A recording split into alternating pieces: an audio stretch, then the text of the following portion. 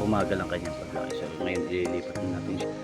Guys, ayun yung ano rin lupa natin.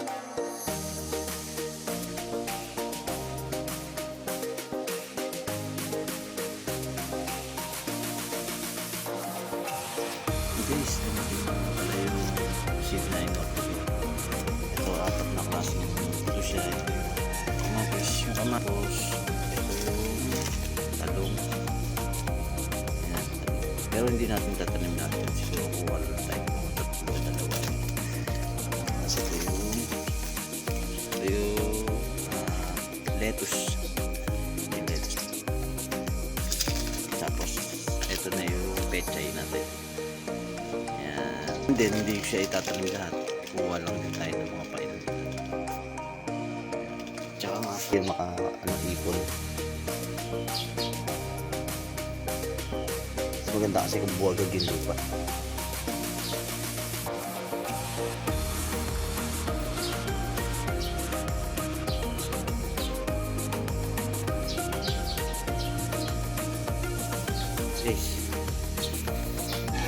Guys, ayun yung ano rin lupa natin na pinilihan lupa.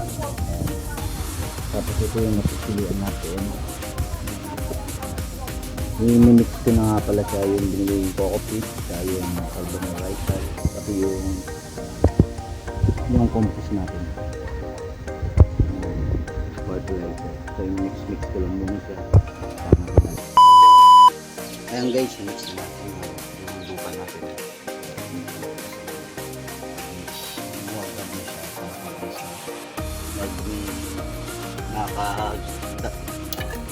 ang bilis nang dumami yung ugat. Kasi pupunta. Hindi na natin ang lupa ito tapos ipunta na natin.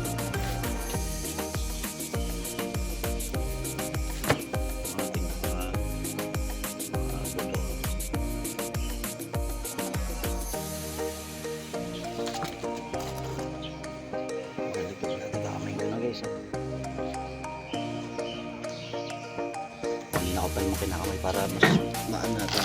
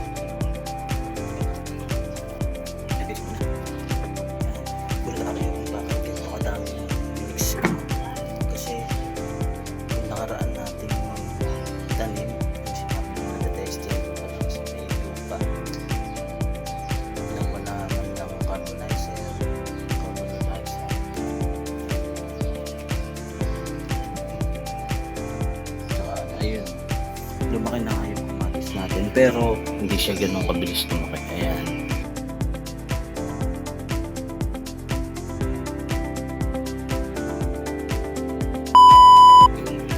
Yung magiging lupa niya para ganda-ganda yung tubo na para mas mabilis na siya lumaki. Tapos dito ko siya itatanim sa bata nito. Ayan. Pinutasan ko na nga pala yung mga gilid para sa rotation ng hangin. Mas maganda kasi kung nakalabas-pasok yung hangin. Since mabilis na nakatulong sa pagpapabilis ng paglalaki ng ating halaman. Please magpupula na tayo guys. Guys, yung pecha natin na ilagyan ng pecha. Dalawa. Putasin natin ang pecha.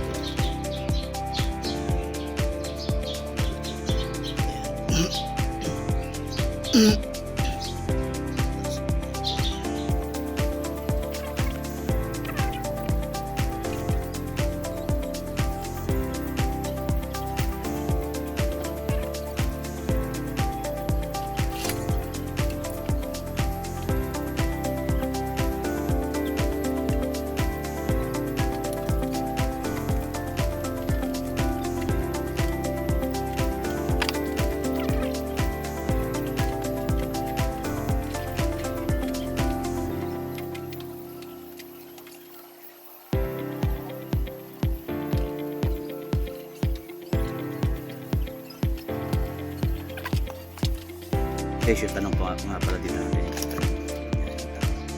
Tatlo lang kailangan natin. Okay, dalawa lang pala. Tatlo kailangan, dalawa. Guys, tanong tayo. Okay, so yun. Tignan nyo. Dun siya sa, hindi siya bogag na lupa. Konti lang yung ugat na nasa kanya. Kaya bumagal ang kanyang pagkain. So ngayon dililipat na natin siya. Natin tayo para bumilis ang pagkain. Tapos ngayon isang buwan na siguro po ako. Sige, lipat na natin guys. Ayan guys, ayan na nga pala yung nilipat natin na kamatis. Yun yung tinanim kong nakaraan. Puro lupa lang yung pinaglagyan ko. Kaya hindi kagad siya lumaki. Ayan, ngayon nilipat ko na siya. Buwagag na yung lupa niya, siguro naman makakakilos na maayos yung mga ugat niya. Kaya mas mabilis na yung paglaki niya at pagbunga. Dalawa nga pala yan, yung isa namatay kasi yung isa inan ng pusa kinahig. Pusa akong siraulo. Yan, dito ko nga pala tinanim yung dalawang talong. Planting ko na sila. Kasi ito yung kamatis. Ay yung ano, yung sili. Yung sili rin yung nakaraan namatay din kasi inan ng pusa kinahig. Tinaiyan yung pinagtaniman, kaya asap na sarap sa pusa. Dito na yung mga peche natin. Pag nagsitubuan yan, may paglalagyan na naman ako sa kanila. So ayun na nga guys, na itanim ko sila ng maayos, sana ilipat ko na. So dyan medyo malaki na yan. Panabangan na natin. Medyo parami na ng parami yung tanim ko. Kaya, medyo busy rin kasi ako, kaya hindi ko naasikaso sila.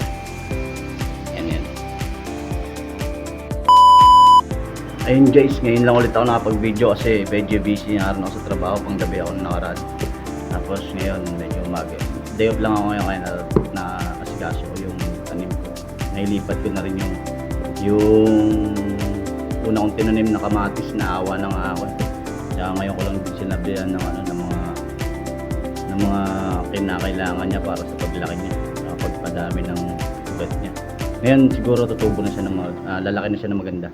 Tapos yung pechay ko, pag maganda na yung tubo niya, lilipat ko na siya sa pagtataniman niya hanggang sa paglaki. Meron na rin naman ako na naitabi ko na. Naipong ko na sa mga pinulot-pulot ko siya sa may mga basurahan. Kala nga nila, basurero. Yan. Baka sakali pag gumanda yung pechay ko, may turo ko pa ano yung mga pag pinag-mix ko na lupa para maging buwagag yung pinagtataniman ko. Guys, salamat. Sana supportahan niyo pa rin yung video ko. Thank you.